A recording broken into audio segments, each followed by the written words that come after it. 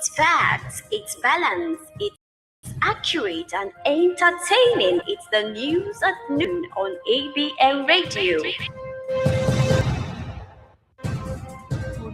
It's facts, it's balance, it's accurate and entertaining. It's the news at noon on ABN Radio.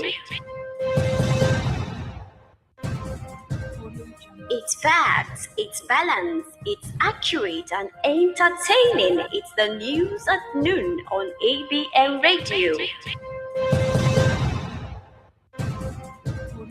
It's facts, it's balance, it's accurate and entertaining. It's the news at noon on ABN Radio. It's noon today, the 20th day in February 2026. Terrorists kills 34 fasting Muslims in latest KB attack. Power sector debt hits 6.5 trillion naira. Sweden establishes new prison rules for 13 years. We'll take commercials and be right back with the details and many more. Stay connected. It's facts, it's balance, it's accurate and entertaining. It's the news at noon on ABN Radio.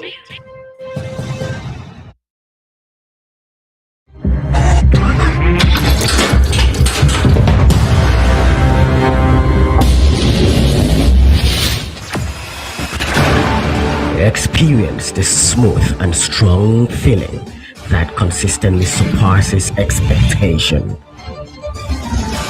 Leading the way in high-performance lubricants, Master Supermoto Oil is as durable as titanium. Entertaining, it's the news at noon on ABN Radio. Welcome back. I am Esther Ivakazi. Now the news in details. The governor of Niger State, Umar Bago, has assured the National Sugar Development Council, NSDC, and the League Group of its commitment to the emergence of another massive sugar project in the state.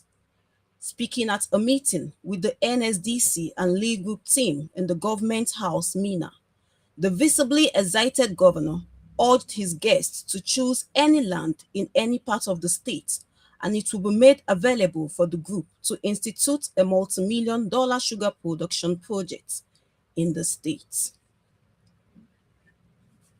No fewer than 34 people were killed when suspected Lakurawa terrorists launched coordinated attacks on several rural communities in Kebbi State. The attack occurred in villages within Arewa local government area, particularly Biu and neighboring settlements. The Independent National Electoral Commission, INEC, is poised to conduct its first major outing under the newly signed legal framework this Saturday. The commission will oversee the Federal Capital Territory (FCT) area council elections alongside critical by-elections in Rivers and Kano states, serving as a litmus test for the Electoral Act 2026 recently assented to by President Bola Tinubu.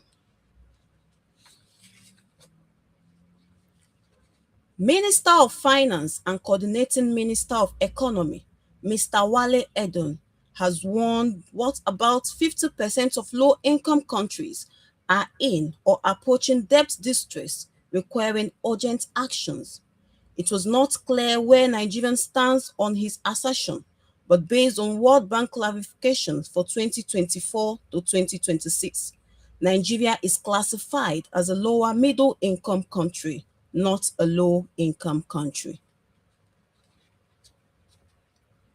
The House of Representatives has described the Electoral Act amendments as credible and inclusive.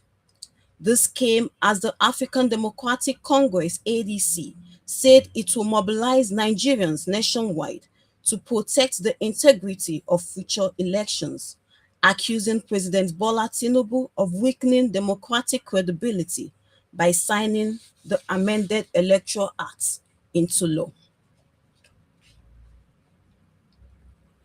Electricity generation companies in Nigeria has indicated that indebtedness in the sector is on steady rise, hitting 6.5 trillion naira as at end of last month, while also forecasting that it will reach 8.8 trillion naira by the end of this year. Stakeholders across African tourism ecosystem have renewed calls for sweeping reforms in visa policies, air connectivity, and public-private collaborations as critical levers to unlock the continent's vast but unutilized tourism potentials.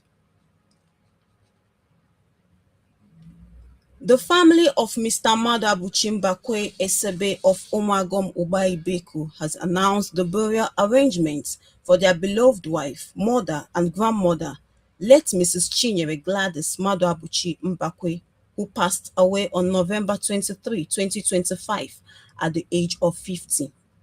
On Friday, February 20, her body would depart Madonna Mortuary, Umuahia, to her residence at Umuokweme Umuagom Ubibeku by 8 a.m., followed by a lying in state at 10 a.m. A funeral service would thereafter hold at Uba Community Primary School, Umuahia, at 10 a.m., while interment would take place at her husband's residence by 2 p.m. The Nigerian naira maintained a stable yet cautious trajectory against the US dollar in the early trading hours of Friday, February 20, 2026. Data from the Nigerian Foreign Exchange Market and various informal channels indicates that the local currency is navigating a period of moderate volatility as the Central Bank of Nigeria continues its efforts to harmonize rates across different market segments. The British pound has shown relative strength against the Nigerian naira in early market session on Friday, February 20, 2026. Data from the Nigerian Foreign Exchange Market and informal trading corridors indicates that the naira is facing renewed pressure from the sterling, driven by shifts in global currency valuations and local demand for import financing. And on foreign scene, the minority right-wing government, which is backed by far-right Sweden Democrats and has prioritized the fight against surging crime rates, announced in January that it would reduce the age of criminal responsibility from 15 to 13 years. Unprecedented in Britain's modern era, the arrest was a new blow for the High Street Royal, who was marking his 66th birthday on Thursday. Andrew was last year stripped of all his titles, having been forced out of his former home by his brother, King Charles III. And on sports, since the end of the 2025 African Cup of Nations in January, Chile's future has been the subject of speculation, with the tacticians linked to several high-profile positions. His name has been mentioned in connection with national team vacancies in Angola, Tunisia, and Algeria, while he was most recently strongly linked with Marseille following the dismissal of Roberto De Zerbi 2 weeks ago. And that sports news brings us to the end of the news at noon. Before we go, a recap on the major headlines. Terrorist kills 34 fasting Muslims in latest KB attack. Power sector debt hits 6.5 trillion naira. Sweden establishes new prison rules for 13 years.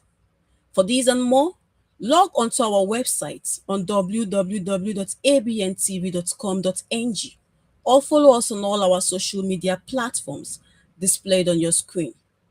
This news was edited and packaged by Ifani Okali. I am Esther Ivakazi.